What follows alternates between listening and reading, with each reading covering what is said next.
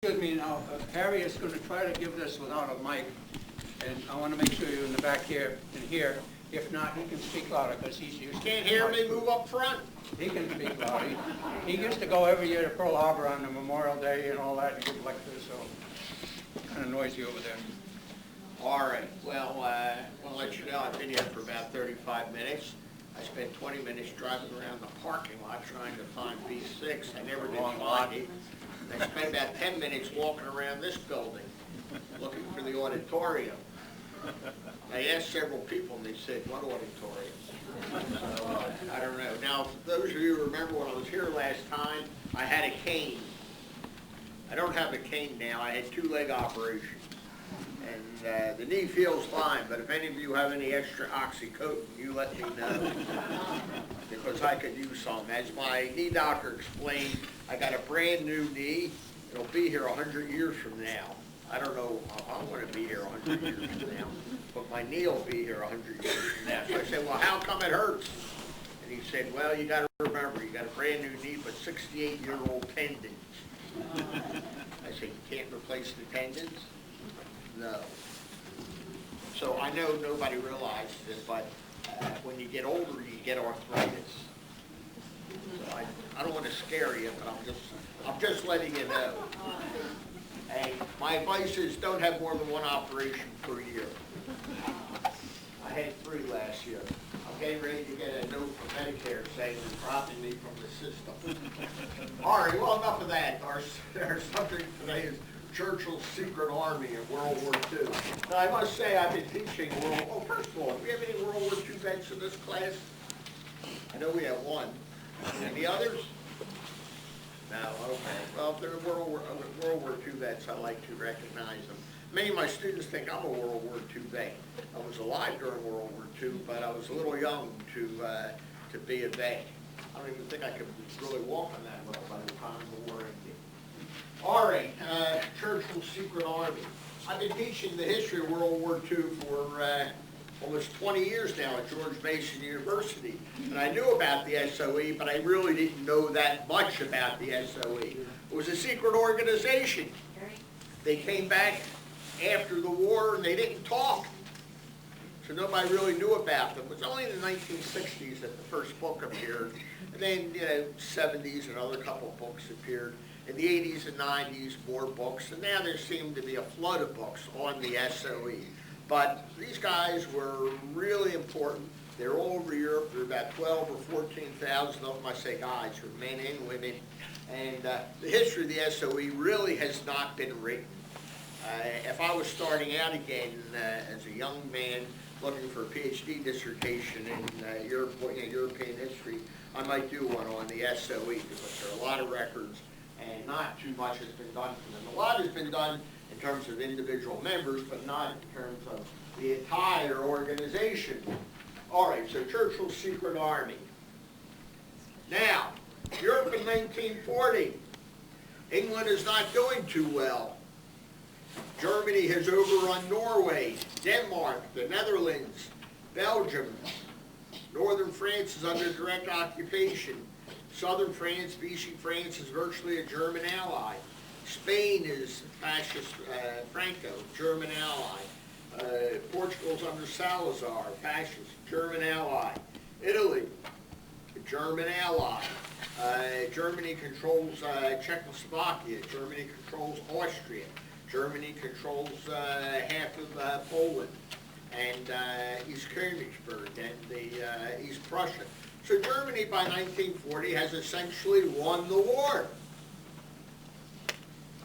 Hitler's waiting for the British to say, okay, let's negotiate a peace. But the British are not going to negotiate a peace. Why? Because of this man. Now this is a man who really makes a difference in history. He has become Prime Minister on May 10th, 1940. And what's he faced with immediately? The fall of France, Dunkirk, the evacuation of the British Expeditionary Force from Europe. He faces the United Fascist Germany, which is getting ready to invade England, will soon launch an air campaign against England. The United States, while sympathetic, Roosevelt is sympathetic, his hands are tied. We have neutrality legislation. Now, Roosevelt, as some of you may know, was a master manipulator, and he manipulated the laws. And in the summer of 1940, he came up with this concept of lend-lease. And he lent the British 50 overage World War I destroyers, which helped them very good, and they leased us some British bases in the Caribbean. It's really quite an interesting concept. You know, he used the analogy, suppose your neighbor's house is on fire.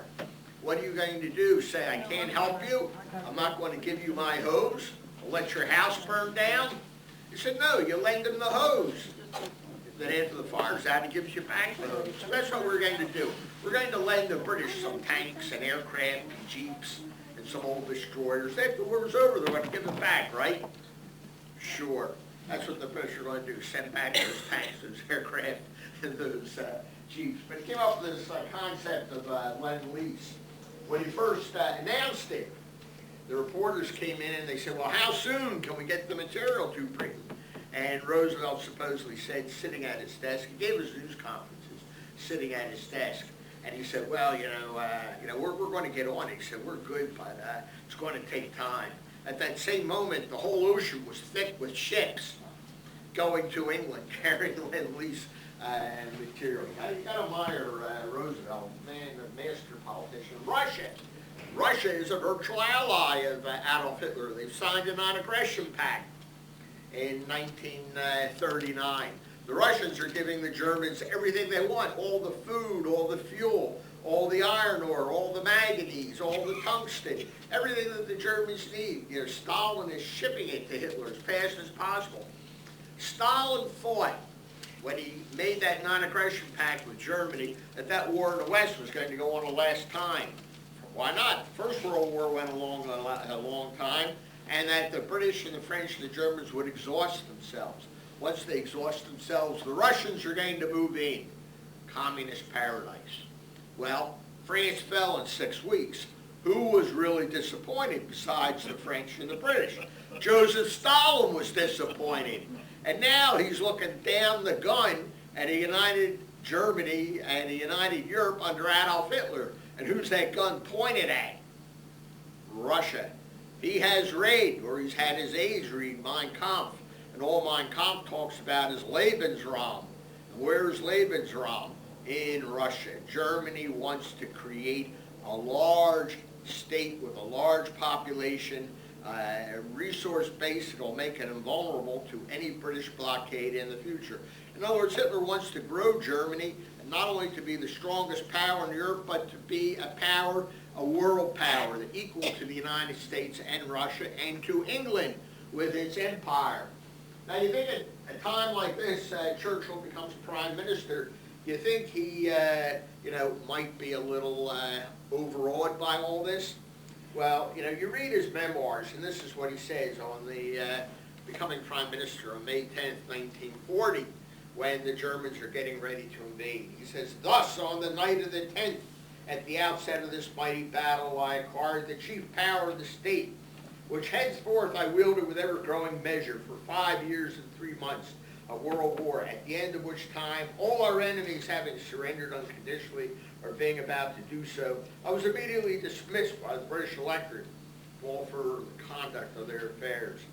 During these last crowded days of political crisis, my pulse had not quickened a moment. I saw it as it came. I cannot conceal from the reader of this truthful account that as I went to bed at 3 a.m., I was conscious of a profound sense of relief. At last I had the authority to give directions over the whole scene. I felt as if I were walking with destiny, and that all my past life had been but a preparation for this moment, preparation for this trial. 11 years of political wilderness over the last 6 years have been so numerous and so detailed, and were now so terribly vindicating for me that no one could gainsay me. I could not be reproached either for making the war or for want of preparations of the war. I thought I knew a good deal about it, and I was sure that I would not fail. Therefore, although impatient for morning, I slept soundly and had no need for cheering dreams. Facts are better than dreams. Well, what are the facts? Fall of France, Dunkirk, Germany, the United States, and Russia. Some people might say he was delusional. but I like to say it was confidence. Now, during this period of time, there were some people in the British government, notably Lord Halifax, who was Churchill's rival to be prime minister, who wanted to negotiate with Germany. But Hitler said absolutely not. Number one, you can't trust the man. He never made a treaty he hasn't broken. And number two, if Nazism controls Germany, that's the end of Christian civilization.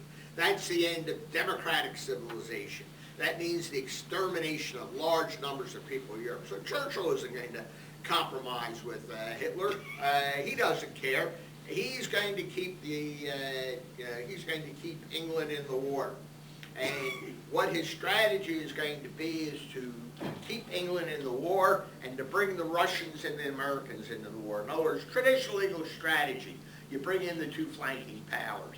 But all England has to do is survive. Well, Churchill's not going to just survive. Churchill's going on the offensive. So in July 1940, he calls for the establishment of the Special Operations Executive.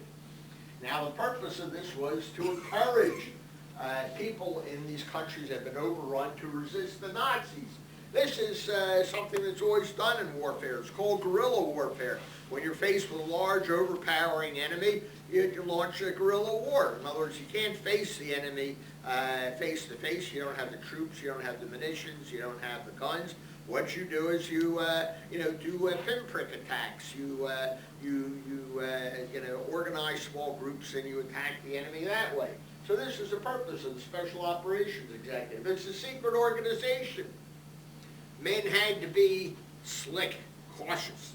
They had to be courageous, because if you were caught by the Nazis, that meant not only imprisonment, that meant torture, that meant death. That meant you fell into the hands of the Gestapo. And I don't want to say anything, but they were not nice guys. 10,000 men, 3,000 women, 200 women served in this organization. Many of them deployed to Europe. And, they went to work and they achieved some quick success. Most notably, on May 27, 1942, they caught up with Reinhard Heydrich, the Butcher of Prague. Heydrich was the chief deputy to Heinrich Himmler, the head of the SS. Now, there's no more nasty guy than Reinhard Heydrich. Reinhard Heydrich was the man in charge of the extermination of 11 million Jews in Europe. He had called a conference in Berlin in 1942 called the Wannsee Conference. And he brought Adolf Eichmann in, the heads of all the German various departments, and they outlined a plan in 2 hours to kill 11 million people. Heydrich was in charge of this. Then Heydrich's main job was he was Reich Commissioner of the Reich Protectorate of Czechoslovakia, the Czech lands and the Slovak lands. Well, the Slovakia is really an ally of Hitler. They're raising formations to fight with the Germans on the Eastern Front, but the Czechs are not doing it. And Heydrich was very harsh. And he was also very arrogant. He would leave his base. He lived in Hadrani Castle, the seat of the president of Czechoslovakia. He would leave his base every day at the same time. He would take the same route to his office, usually left at 10 o'clock.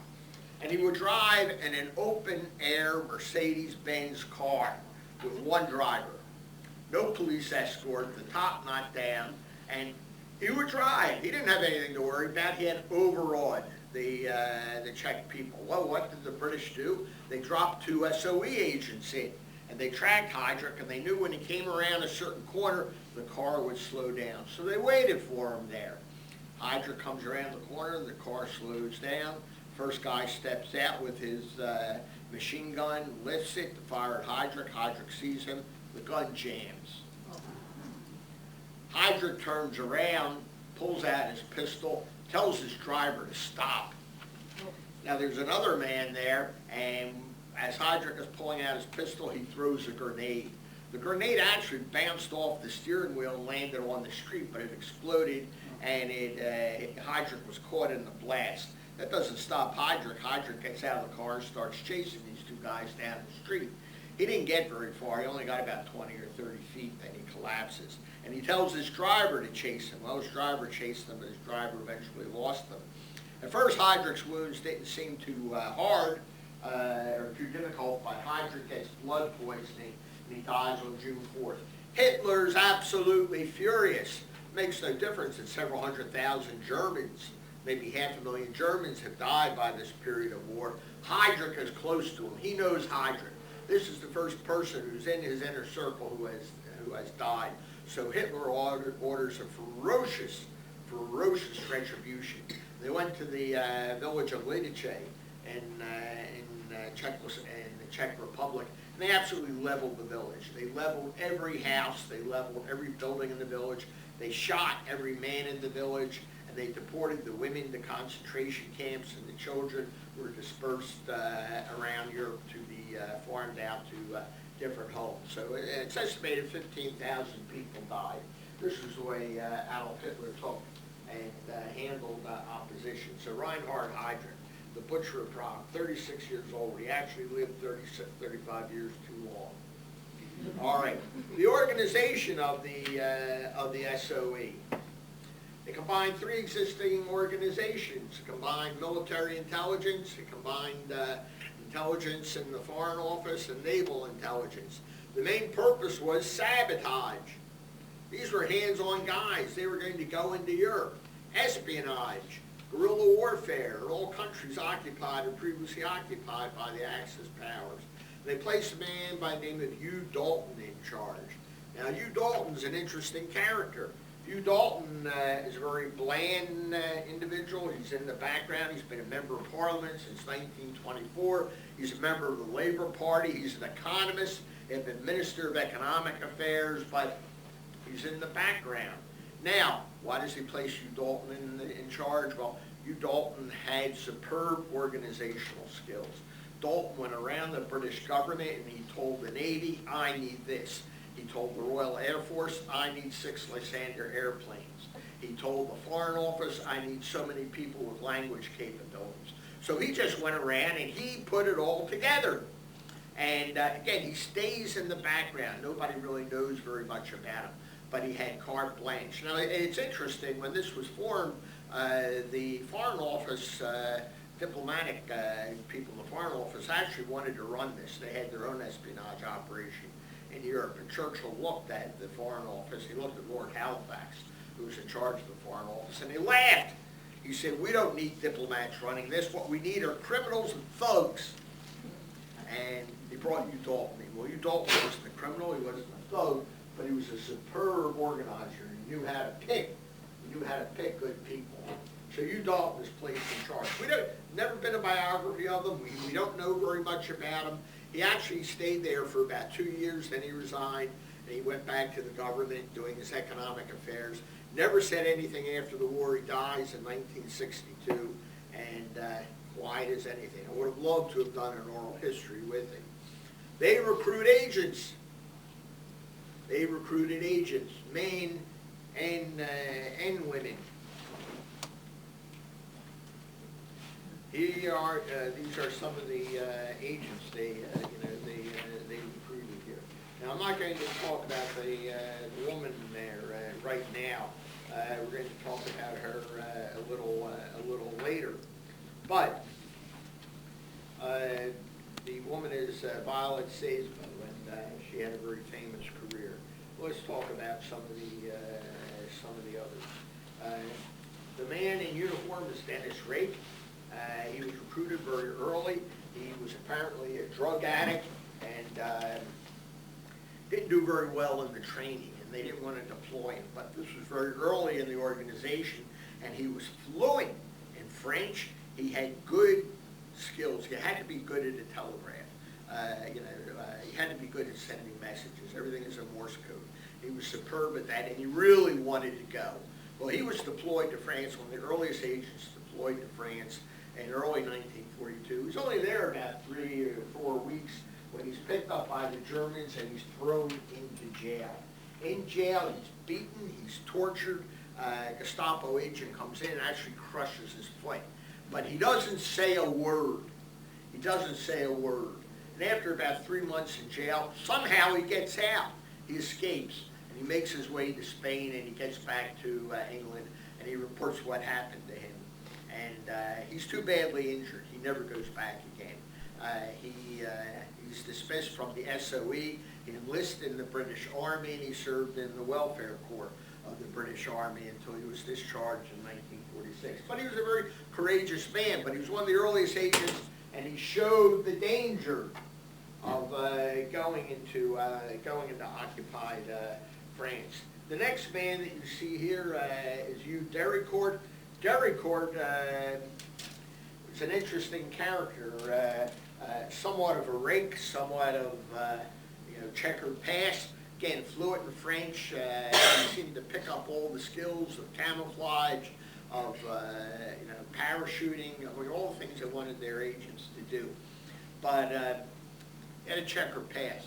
He goes into France and he's not caught and he operates, but sometime after he goes into France, subsequent to that, other agents are being picked up. And he's there for about a year until late 43 or early 44 when SOE suspects that he's been turned. He's a double agent. So he's recalled to England and they question him. They don't have any concrete evidence on him, but they keep him in England, they don't send him back. After the war, he is put on trial. He is court-martialed for treason, but he gets off, and he maintains his innocence for the rest of his life. But it's suspected that he was a double agent. He was a double agent. He was very good. The woman at the bottom is Christine Granville. She was an SOE agent. She went into Poland.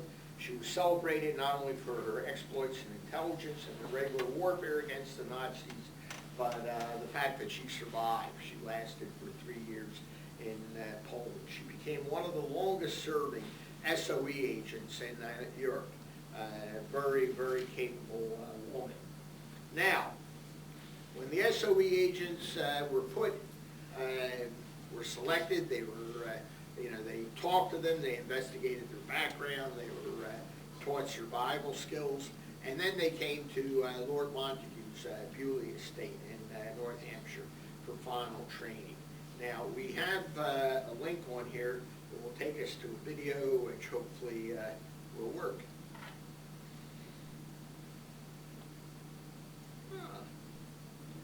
War, Bewley was home to young Noreen Baxter, recently transferred from SOE headquarters in London. Bewley was quite different from London, which was cold, it was dirty, it was bombed, it was, awful. And I get out into this kind of winter wonderland of beautiful trees hanging with icicles and the snow all fresh on the ground, and to live in this wonderful, peaceful, idyllic atmosphere after London. I mean, it was just great. Noreen worked closely with the new recruits. We called them students when they were in training. They became bods when they were parachuted, and they only reverted to being human beings when they came back. Well, they came in batches of about 10 or 12, I suppose, about every fortnight, and they were billeted in several of the houses. Students of different nationalities were kept segregated, they were kept apart for security reasons. For example, French students or Norwegians would be kept separate, so that if a Frenchman, for example, was caught, he wouldn't be able to tell his interrogators that he'd also seen Norwegians at the same training school. The SOE appointed Major Stanley Woolrich as chief instructor at Bewley. He became commandant of the school. Woolrich is a very interesting figure. He was in his late 40s, early 50s when he took over at Bewley. He had a lot of experience. He was a good man for the job. He'd been working in counter-espionage during the First World War. He'd run agents behind the German lines. He'd looked for enemy agents behind the British lines. So he had a lot of experience, and he did bring that to his job at Bewley and was able to speak with some authority about what he was doing. We called him Woollybags behind his back, who nobody would ever dare call him that to his face, because he was quite a severe man. He didn't suffer fools gladly. A very accomplished pianist who used to play the piano every morning for an hour, and although he was very austere in his appearance and in his approach, wasn't an approachable man, but very human when you got to know him. Woolrich played a key role in devising a comprehensive curriculum for the trainees. It covered a huge array of subjects that might be useful to agents behind enemy lines. Noreen had an important role to play in Woolrich's strategy. Initially at Bewley I was officially a secretary. We had to have titles. I mean, like all the men, when they were parachuted, they had false identities, false professions. We had a false title, which was secretary, but what we were used for was was decoys. As a decoy, Noreen's job was to help train the students in the vital skills of surveillance and counter-surveillance. The students were sent to major cities to practice shadowing and shaking off a decoy. I worked in Bournemouth, and we would be decanted there, and an agent would be told, well, you'll see a woman, she's probably wearing a Macintosh and a headscarf, everybody carried a basket, but every woman, because, you know, there might be a queue you could join and get something off the ration. She'd probably be around the pier at about 3 o'clock. Find her and find out what she's doing. Opposite the beach, you know, where the pier is, there was there's a shop with a big plate glass window, and I would go and stand in front of that, which meant that I could have a very good view of everything that went on behind. And he would eventually turn up and stand in the next window. Well, after a while, I mean, he couldn't stand there indefinitely, and he would go on, and then he would stop and perhaps tie up a shoelace that wasn't untied. And I knew then that I got my man. Watching reflections was one way of dealing with a tale, but Noreen had an even more cunning method. I used to head straight for the big department store, I think it was called Plumbers, and go for the into the women's lingerie department. Well, I don't know whether men today like walking alone around a women's lingerie, but in the early 40s they did not. Well, after a while he'd come in looking frightfully embarrassed and start lurking, whereupon I would pick up 1 or 2 unmentionables and hold them up to the light just to make him even more embarrassed. And I knew exactly what he'd do. We went up a few stairs and there was a lift, so I would go up the stairs, press the lift button. I knew that he would either try and get in the lift with me or run up. So when he came and the lift came, I would then run down the other side. But as I ran down the other side, I'd take off my headscarf and my Mac, shove him in my basket.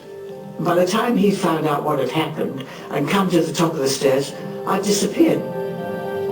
We also used to teach them to pass messages. I'd be told, for example, well, there'll be a man sitting on a bench in the beer gardens reading a newspaper. He's got a message for you. So I would go and sit down beside him, and after a bit he'd put the paper down and go off, where I'd pick it up. And that was perfectly normal because the newspapers were very limited.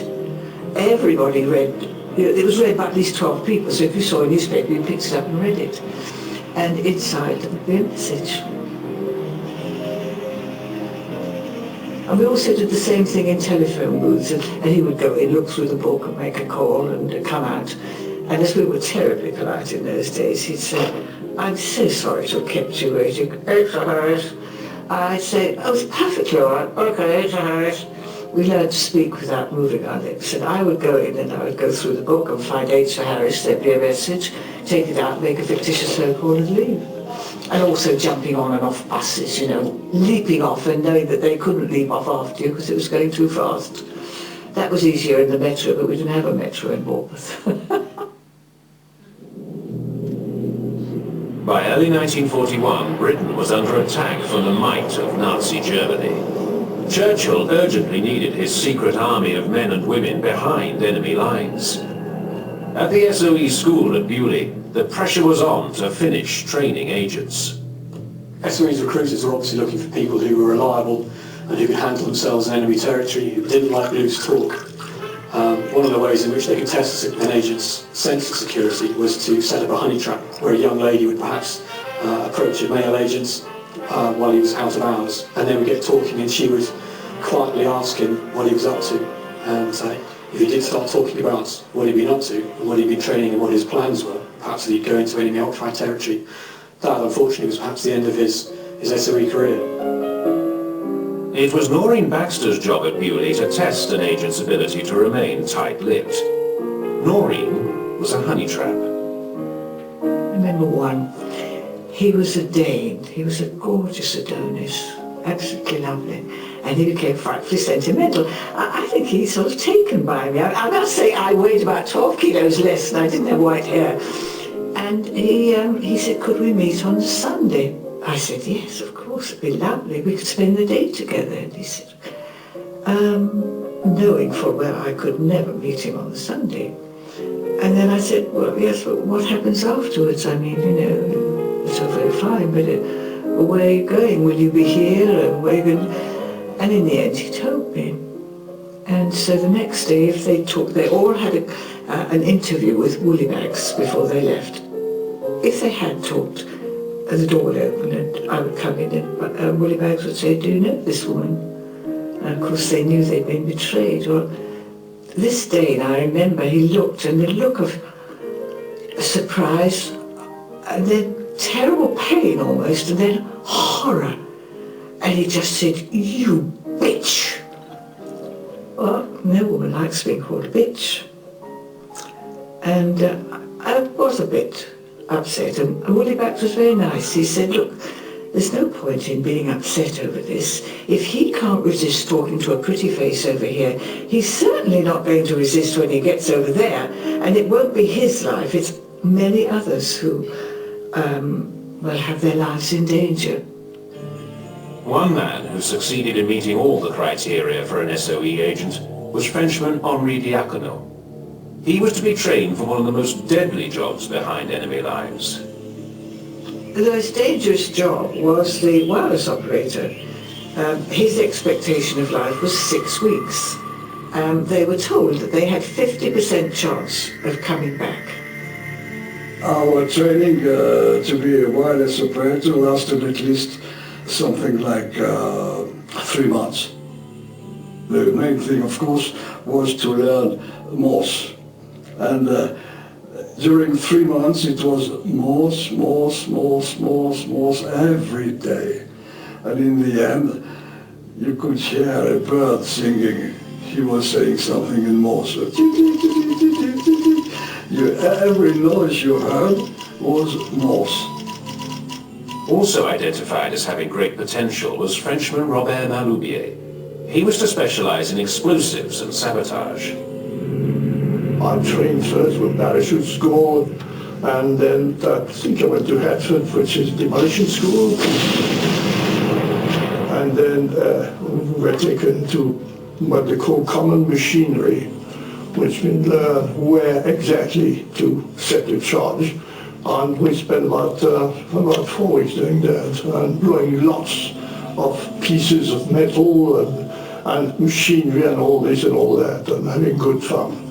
And after that, the last school, the finishing school, as they call it, was Bewley, security school. Another trainee at Bewley was young 21-year-old Norwegian Joachim Ronneberg. He came from the port of Ålesund in the west of Norway. It was a spy school, and we were taught about secret things and cover stories and how to behave in case we were arrested and all that sort of thing. It was how to behave behind the German lines as a civilian. Ronneberg had escaped occupied Norway and sailed to Britain on the Shetland bus, a boat service that took hundreds of war refugees from Norway to the Shetland Islands.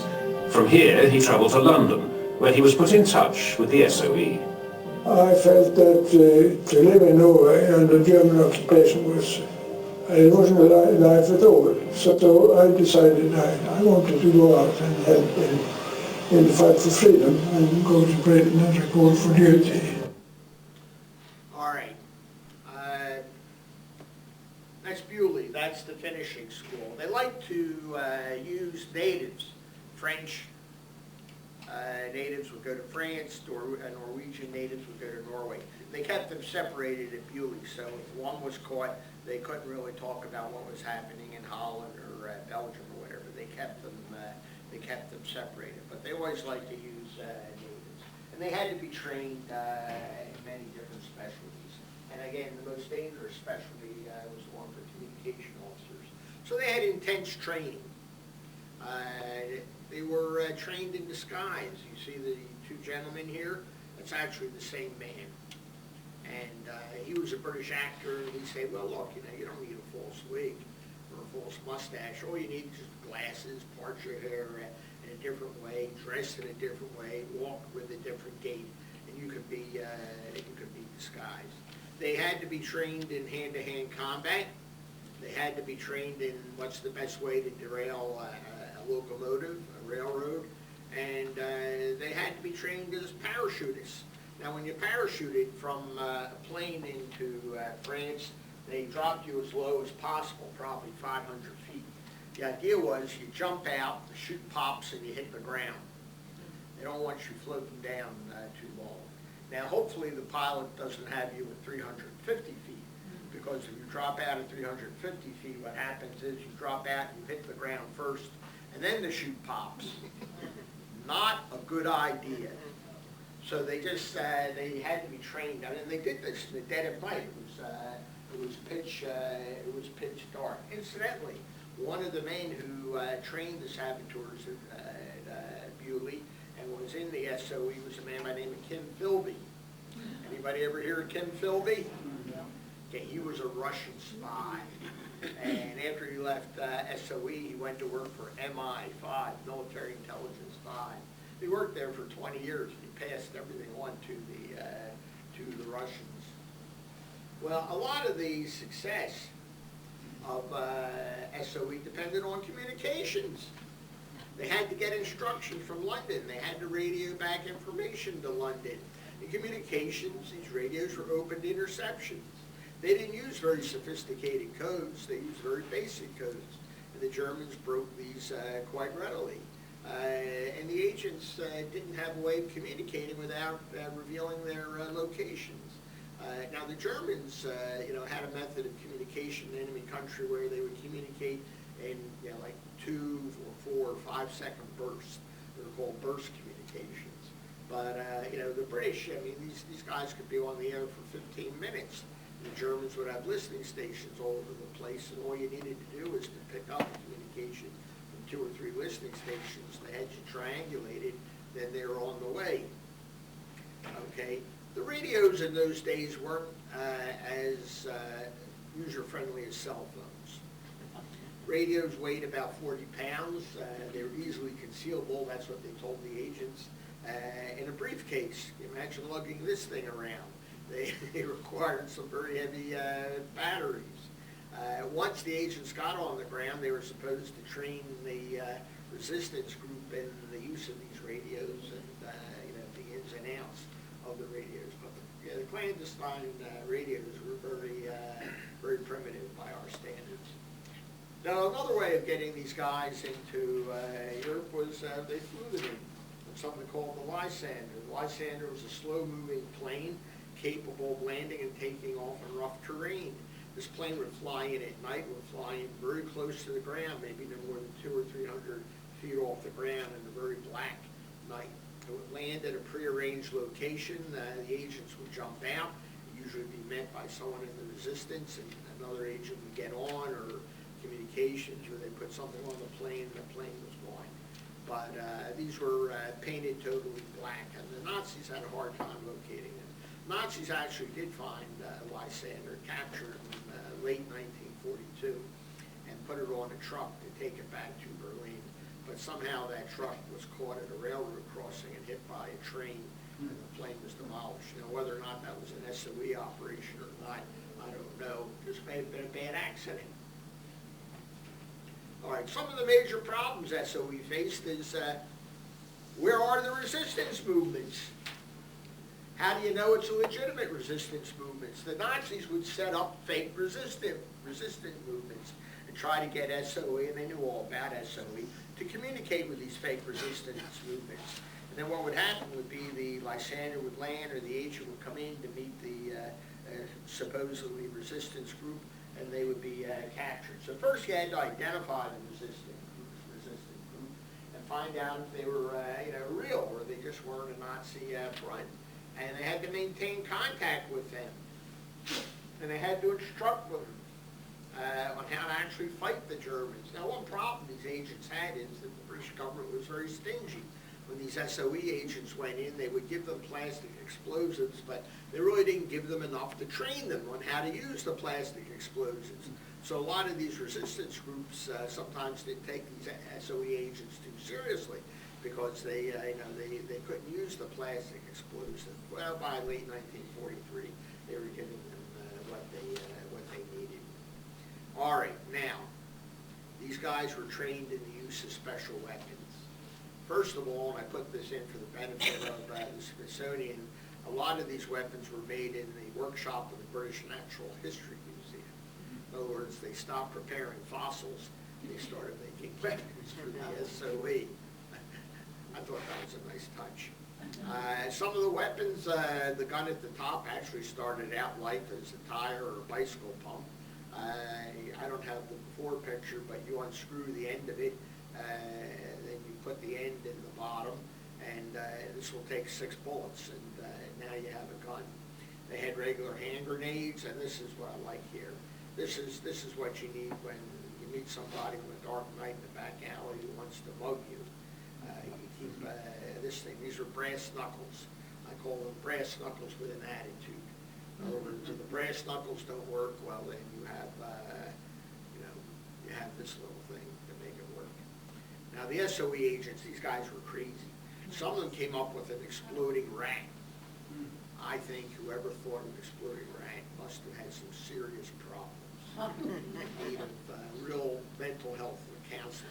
Now, the Germans knew about this. What they would do is they would find a rat, I wonder whose job that was, and they would gut the rat and put an explosive in it. And then theoretically the agent would take the rat and drop it someplace where the Germans would find it. You don't want a dead rat lying around, so what you do is you pick it up and throw it out. When you pick it up, boom.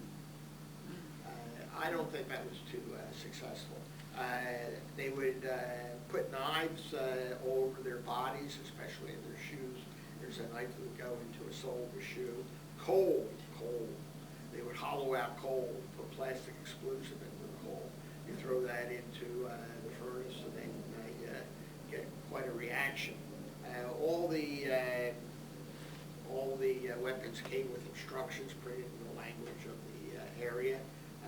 This is bottle Chianti. Why don't you give a bottle Chianti to the German major who's in charge of your town? Tell him this really has a bite to it. Yeah, it has a bite to it. You open up the top and the bite will blow your head off. So they had exploding Chianti wine. And this is an exploding pen. I always thought you need this for a boss. You don't like it. Just leave a pen on his desk. And the boss picks it up to write something nasty about you. Boom, there goes his hand. So, I mean, there are many more weapons that they came up with, but this is some of the weapons. Resistance operations. Whoa. Back. Last view. Well, one of the most important resistance operations was they went into Norway. There was a heavy water plant in Norway, and the Allies were worried the Germans were building an atomic bomb. Actually, they were working on it, but they never got very far. But in order to build an atomic bomb, you need heavy water. 1943, SOE sent in a team of about 20 men. They didn't really get very far, do too much damage. They managed to get inside the plant. They blew up part of the plant, and it took them about a month, but they managed to get out. They skied out to Switzerland, but it didn't put the plant out of operation. In February 1944, Germans decided to take the heavy water and ship it back to Germany. So SOE learned about it and put it on a freighter right here. Not a freighter. What do you call it? Across the water. Ferry. What? Ferry. A ferry. I'm having a senior moment. A ferry that goes across the water, and the SOE agent put it on there with a timer. When it got to the middle of the lake, boom, it blew the bottom out, and the ferry went down, along with about 44 Norwegian civilians, casualties of the war. So this was a great success for SOE. All right. Another success was the blowing up of the Gorgas Bridge in Greece in 1942. This was the bridge that took supplies from the Balkans to the Greek ports on the Mediterranean and then into Rommel's hands. And November 1943 was really the key point in the Battle of North Africa. The Germans were very close to the Suez Canal. Now this gentleman is a member of the Greek resistance. One problem the SOE had was there were 2 wings or 3 wings to the Greek resistance. One was communist, one was supporters of the monarchy, and I forget what the third one was. And these guys didn't like each other, didn't cooperate. They managed to get them to cooperate on this job, so they blew the breach. All right. Now SOE was also operating in the Far East. They operated against Japan. I don't have very much about this, but in 1943 they sent in a team to Singapore. They planted mines on a number of Japanese commercial ships. They sank about 39,000 tons of ships. Went back to Australia. They came back in early 1944, tried it again. The Japanese were waiting for them, and they were all captured. And that was the end of this operation. So they were they worked in both theaters of war.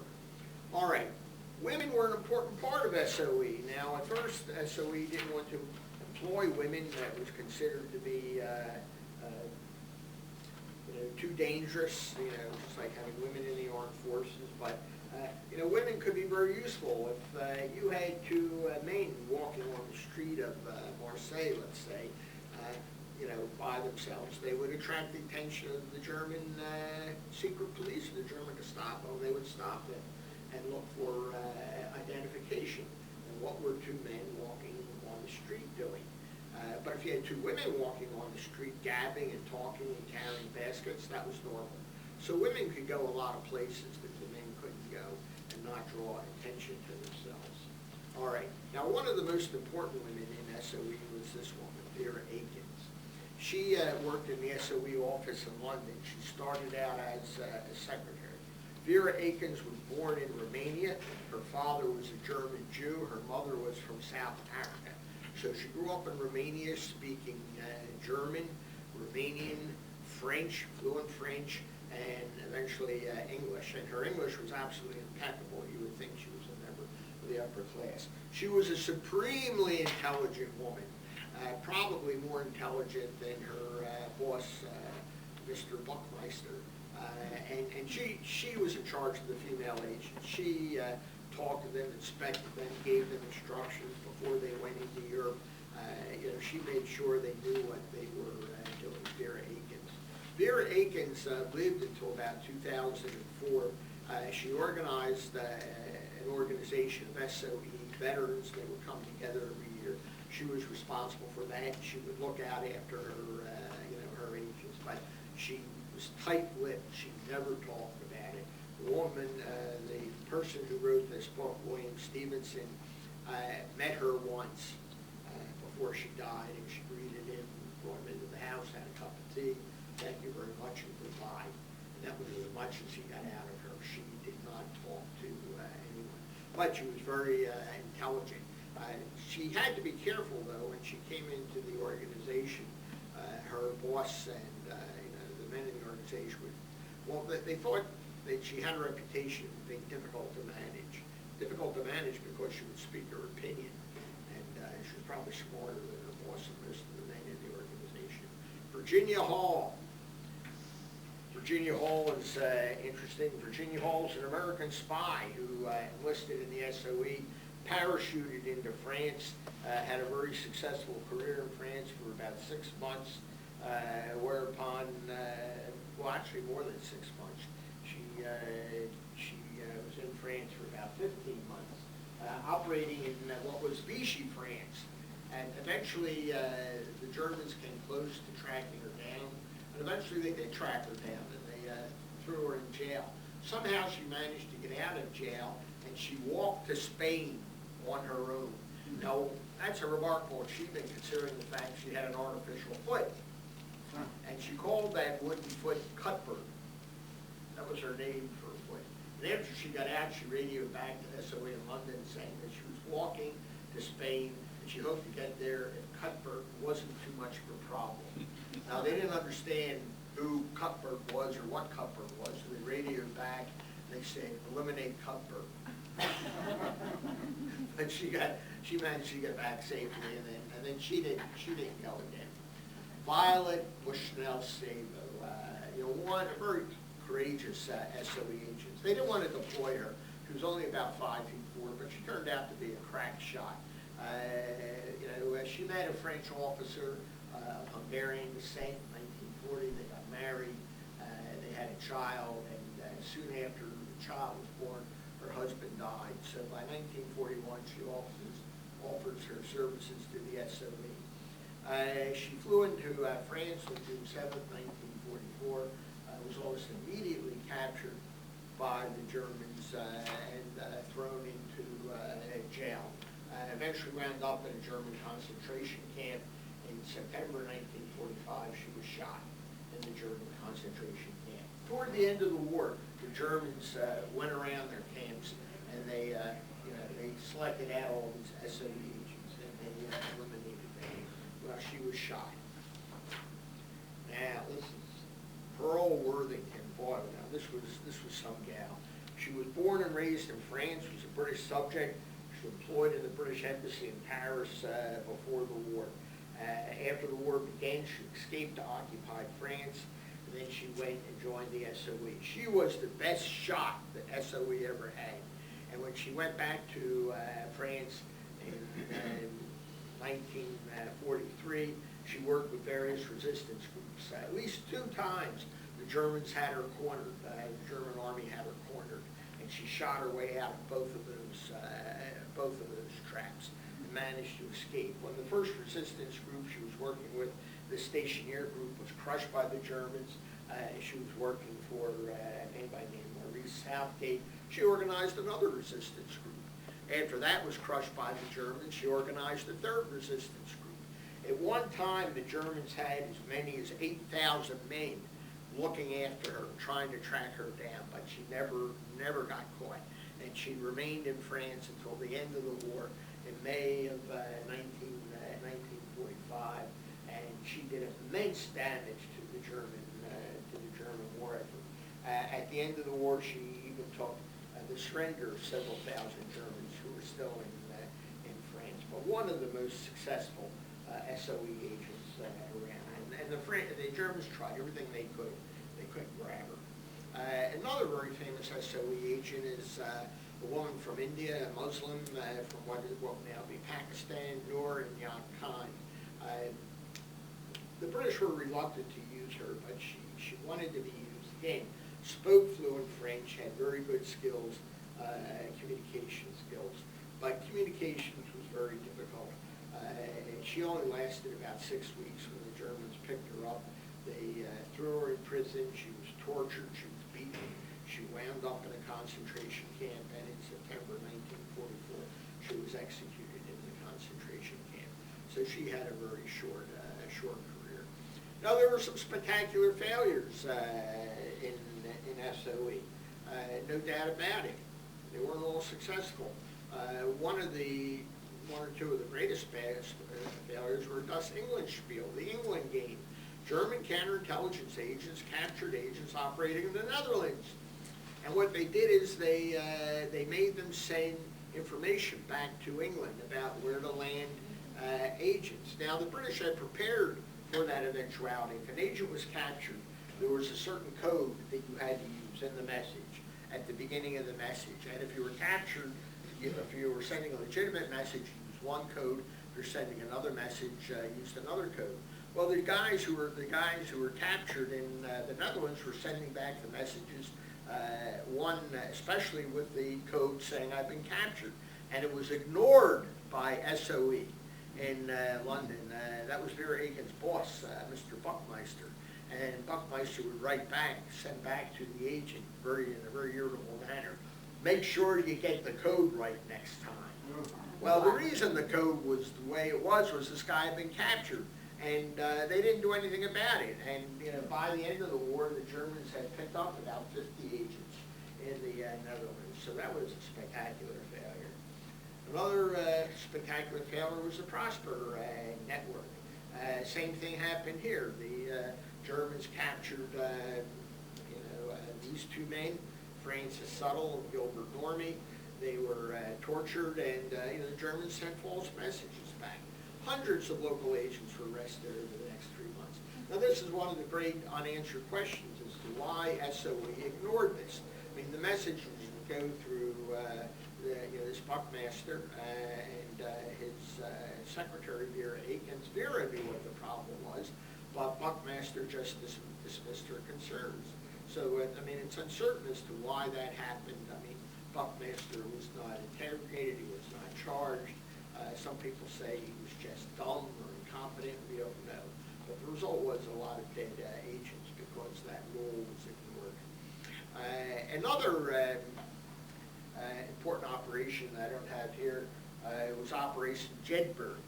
What SOE did was they parachuted agents in groups of 3 into France right after the D-Day invasion. Their job was to sabotage German rail lines and roads who were bringing troops to Normandy.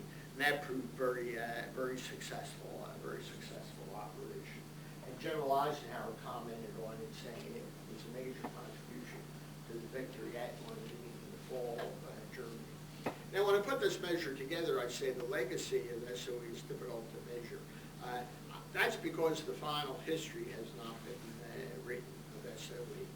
It does really need to be written. The problem is it's a secret organization. They didn't talk.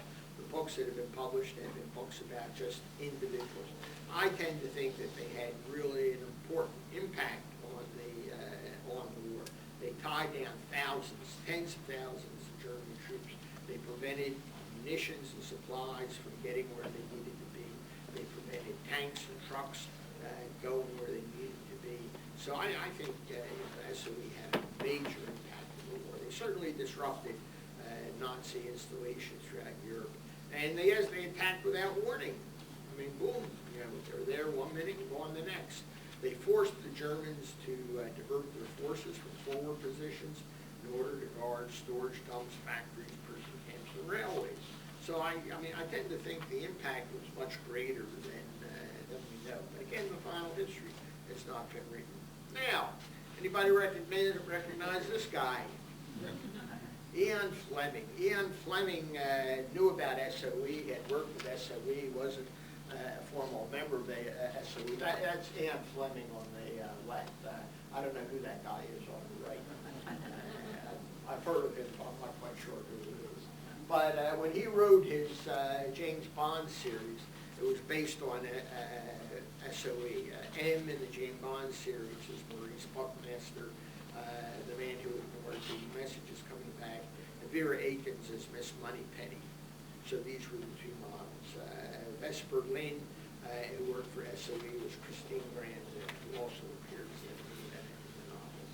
But this is actually one of the first publications that talk about SOE after the war, although it doesn't say it's about SOE, but the premise of James Bond is based upon what SOE was doing. Now, in recent years, there have been a lot of books on SOE that have come out.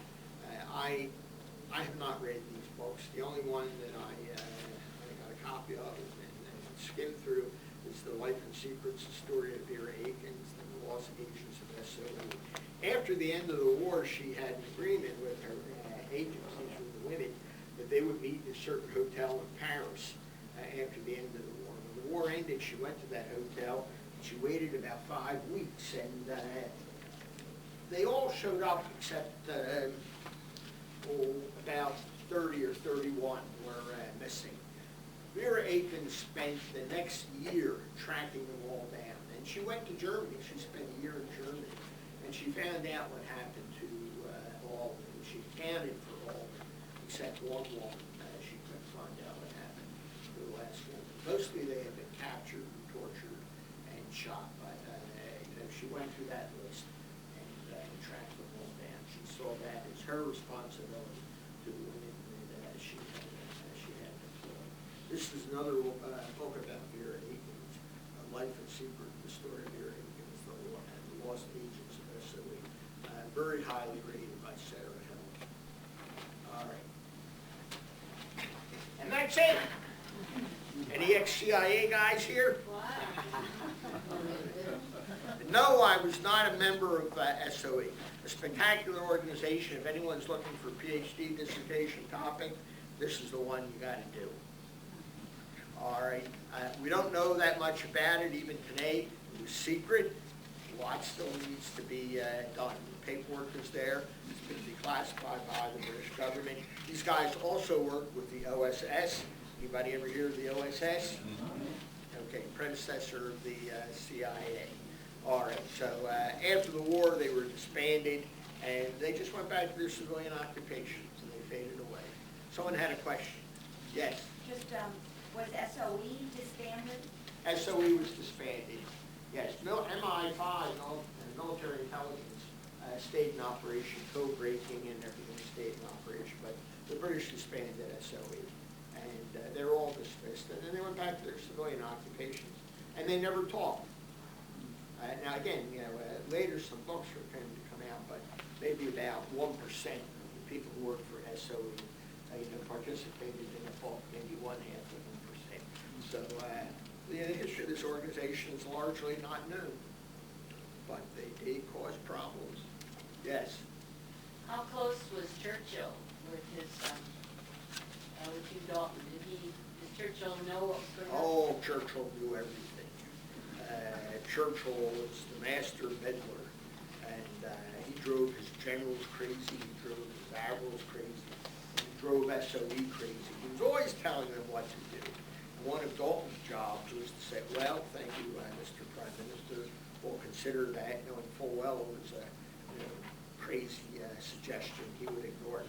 Churchill and Hugh Dalton were very close, and that's why Churchill picks Dalton. Also, he's a member of the Labour Party. It's a national unity government. And again, Dalton has superb organizational skills. He's not flamboyant. He's not known for getting up there and making speeches or proposing any drastic legislation. He just has good organizational skills. And he's only with SOE for about 1.5 years or 2 years. Gets it organized. Okay, carte blanche. He went around and if you needed a plane, he requisitioned it. If you needed munitions, he got the munitions. If you needed whatever you needed, Dalton would get it for you. And once he got it up and operating, he sort of fades, and he goes back to becoming working, as Minister of Economic Affairs. He'll stay in Parliament until the 1950s when he retires. Dies in 1962. Incidentally, he commits suicide in 1962, and nobody knows why. Never left a note. Maybe it has something to do with SOE. Maybe he was depressed. We don't know. Secret. That's what they did. Secret. Yes? This doesn't have to do with SOE, but, and I don't know where I got this, whether I read it in a newspaper or saw it on TV or maybe in a book review, but somebody was claiming that these ships that we send over Lend-Lease to the Brits were inoperable, and it took the Brits 5 years to get them to work. I mean, where did I get this? I know I read something like that. Don't believe everything you read. No, The ships work. The Victory ships and the Liberty ships work, or else they wouldn't get there. Very simple design. Liberty ships, steam reciprocating engines. Not really too much to it. No, and they were out there until the 60s and 70s. How many people have heard of the Cuban Missile Crisis? Anybody hear of the Cuban Missile Crisis? Yes. Those Soviet ships that were going down delivering those rockets were Liberty ships. No, the Liberty ships were fine. If they weren't fine, if they weren't seaworthy, they never would have made it over. No, it's not true. Yes? Any movies been made about any of the old? Have you ever seen The Guns of Navarone?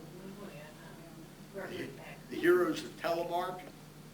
How about The Bridge on the River Kwai? Oh, yeah. Yes, there have probably been 25 or 30 movies made about SOE. But when you watched The Guns of Navarone, did you know that was an SOE operation? No. When you watch these movies, there are about 30 movies that have been made on SOE operation. In Norway. Yeah, there's one on the destruction of the heavy water plant in Norway. I wondered if that was one of them. Oh yeah, I think that's the Heroes of Telemark, the one in Norway. Oh, but no, there are a lot of movies. Hollywood has been mining their exploits for years. But again, they don't come out and say we want to thank SOE. War is coming out now, but yeah, there's a lot been done. Guns of Navarone is a great movie. Anthony Quinn, you know, Gregory Peck. Don't cross Anthony Quinn in that, you'll cut your throat. Yes. I'm watching a Netflix production of a series called, it's a BBC series called Wish Me Luck. And I was wondering, it follows this very closely, only in the beginning, but they have this school in an estate in England, and it sounds very much... Sounds like SOE. Exactly. Yeah, I haven't seen this series, I don't know about it, but yeah, it could be based on SOE. As you get into the series, see what they do and how they, you know, how they carry out their business. And if it's similar to what I said, yes, it's based on SOE. And it's possible now. I mean, it's been 70 years since the war. It's possible in the credits they will say SOE, but they don't say. I mean, there are a lot of secrets during the Second World War that were kept secret for years and years and years, and this is one of them. Everyone ever hear of the silent service? What was the silent service in World War II? Submarines. Submarines accounted for like 2% of Navy ships and personnel. They sank like 65% of the Japanese shipping, you know, maybe 50% of all Japanese warships, but nobody knew about it at the end of the war because they didn't talk. Everything was quiet. You didn't talk. And that's what they called them, the silent service. So yeah, there are a lot of things that happened during the war that were just hushed up and quiet. One of the greatest ones I like is the German Enigma machine. Who knows what the Enigma machine was? You've heard about that. That was a code machine. Well, the British broke the Enigma machine. Now, after the end of the war, they didn't say a word about it. Now, why would the British need to keep that secret after the Germans were defeated? Well, they had hundreds, if not thousands, of Enigma machines in their hands. So what did they do with them? They gave them to colonial governments and the third world governments all over the world because these were unbreakable machines. So for the next 25 or 30 years, the British are reading the codes of about 50 different countries around the world. They're sneaky. You know, in the late 60s, early 70s, the secret of the Enigma machine came out. Yes? How did OSS and OSE interface? Okay, OSS, you mean SOE? Yes. Yeah, not too much, except Operation Jaybird, the invasion of Normandy. And then they really started to work together. Before that time, it was sort of hit and miss. You know, some special operations. But it's with the invasion of Normandy in 1944 that they really begin to cooperate on special operations. OSS, Yes. a lot of it was intelligence. And these guys were not just intelligence, these guys were hand-on people. Yes. We just saw a movie, A Man That Never Was. Operation Mincemeat. Operation, they dropped that corpse off of Spain and with Captain, hidden papers. I forget, yeah. William That was an Walter. Yeah, that was an SOE operation. Was it SOE? Yeah. Because the man that was in charge of that had the same name as that building that you said was the... Bewley. Sorry? You mean Bewley? That's not the name. Well, no, that was an SOE operation. You know, that had to do with the fact that the British were going to invade Sicily in order to deceive the Germans who came up with this idea. Major Martin, that's who it was. They found a man who had died in London from pneumonia, and they dressed him up as a British major. They gave him all sorts of official papers, including a letter from the commander in Egypt to the prime minister, and a letter back from the guy in England to whatever. They dropped him off the coast of Spain. He washed ashore, and Spanish turned it over to the Germans. And then they gave the packet back to the British, but the British knew it had been opened because they folded it in a certain way. And when the Germans refolded it, they refolded it in a different way. That was Operation Mincemeat. And Major Martin, you still visit his grave.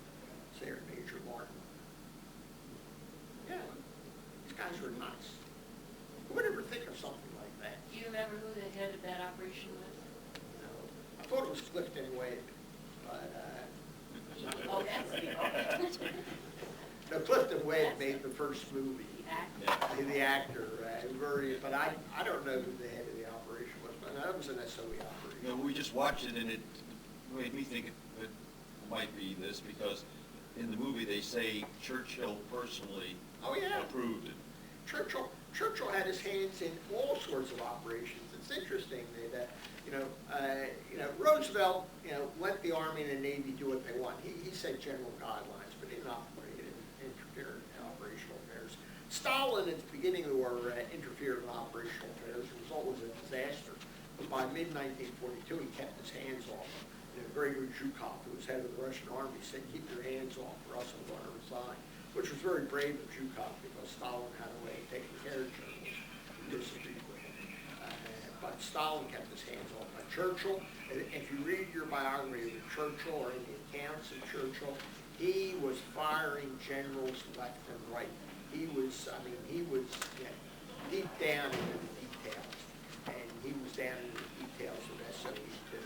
And some of his ideas were good, but some of his ideas were clearly, how shall I say, not workable. I mean, during the First World War, Churchill was the guy who came up with the Gallipoli campaign, which was a good idea, flanking the Germans, but it was mishandled in carrying out against fire. Churchill was the guy who conceives of the tank. Great idea, but they don't really use tanks. Churchill says we need to use tanks with airplanes, which is a precursor to German blitzkrieg. Churchill came up with the idea of Q-ships to get German U-boats. I mean, man had a fertile mind. He was always going 24 hours a day, which was remarkable considering everything he drank. He would drink a bottle of champagne for breakfast, and that would just get him going. Churchill, when Churchill came over and visited Roosevelt, they were up till like 4 or 5 o'clock in the morning, and then they would go to sleep. It was lucky Roosevelt had could do that too, but Churchill really didn't get operating until about 3 o'clock in the afternoon. But he was up until late at night. Yes. After the war, you read a lot about the French resistance. What was the connection between the French resistors and the defenders? Well, the SOE helped the French resistance. I think the French resistance is vastly overplayed. The French were more collaborators than they were resistance. There was the French resistance, but more of them were collaborators with the Germans. And after the war, they played up the French resistance. But SOE worked with the French resistance, absolutely, and they did a lot of good stuff. But I think the whole history of the French resistance has been much overblown. Just like after the end of the war, the official position was in the Far East that Hirohito didn't know anything about the war, that he was a mere figurehead. You believe that? I got a bridge to sell you. Hirohito was neck deep in the operation and the planning of that war, and he should have been tried as a war criminal. Well, why was he tried? MacArthur understood the Japanese mind, and he said, we're going to use Hirohito as our spokesman. In other words, either we keep Hirohito or you send me 1 million troops to occupy Japan. And they didn't want to keep 1 million troops in Japan, so they kept Hirohito. There's a good book on that by Neil Burgandy, biography of Hirohito. Someone else? Early on, I think you said something about this being a type of guerrilla warfare. Yes. Seems to me like we could use something like that in our current war. What makes you think we're not doing it already? It's secret. We don't know about it. These cyber attacks, we're probably doing it right now. You don't think these guys in Afghanistan are going across the border into Pakistan and blowing things up? We're not paying Pashtun mercenaries over there. We're probably doing this all over the world today. Guerrilla warfare is as old as warfare. It's probably older than warfare. The first time you had 2 primitive tribes fight, probably one tribe engaged in guerrilla warfare. But I'm sure we're doing this today. I hope so, but I hope that there's a kind leader like Churchill, not some... Remember what Churchill said? You can't have a gentleman heading this organization. What you need is a gangster. Oh, they loved gangsters in SOE, especially safecrackers. If you were a safecracker, boy, of course you had to be a patriotic safecracker, but if you were a safecracker and had a language skill, I mean, they would grab you up in a flash. Gangsters make good SOE agents. Yes. On a question that's not specifically SOE, I was just wondering, in your opinion, what was the mistake that the Germans made that lost them the war? Like what was the one beginning of the end? It's the invasion of Russia. As soon as they invaded Russia, they lost the war. No doubt about it. 80% of the German army is deployed in Russia. It's the Russians. They ripped the guts out of the German army. And even in 1944, after the catastrophic defeats in Russia, I mean, don't forget, even in 41, the Germans lose 500,000 men. In 42, they lose 300,000 in Stalingrad. In 43, probably another 500,000 men. In 44, they lose over 1 million men on the Eastern Front. And even then, the invasion of Normandy was very dicey. I mean, for 2 months, it was in doubt. It's only after 3 months that we get to Paris, but that was the invasion of Russia. Hitler invades Russia, and the Russians do what they always do. They exchange, space for time. They retreated. They got the German army further and further into Russia. Now, when the German army invades France, you go 300 miles. Where are you? You're at the English Channel, right? Okay. You invade Russia, you go 300 miles. Where are you? You're in the Ukraine. You go 300 miles more. Where are you? You're still in the Ukraine. You go another 300 miles. Where are you? You're just leaving the Ukraine. And by the time you get to Moscow, you got a 1,000-mile supply line behind you. And what had happened to all the Russians that have been defeated? They fled into the forests or whatever. They're guerrillas. They're attacking their supply lines. It was the June 22nd, 1941, is the day Germany lost the war. No doubt about it. The Germans just crushed the Russians. And what drives the Russians nuts these days is that when in the West we talk about the Second World War, we talk about the invasion of Normandy, we don't mention the Russian contribution. The Russian contribution was immense. The United States Army doesn't really come to grips with the German Army until June of 44. The American campaign in Europe lasts 9 months. The Russian campaign lasts almost 4 years. The Russians who defeated Adolf Hitler, that was the end of the war. In my humble opinion.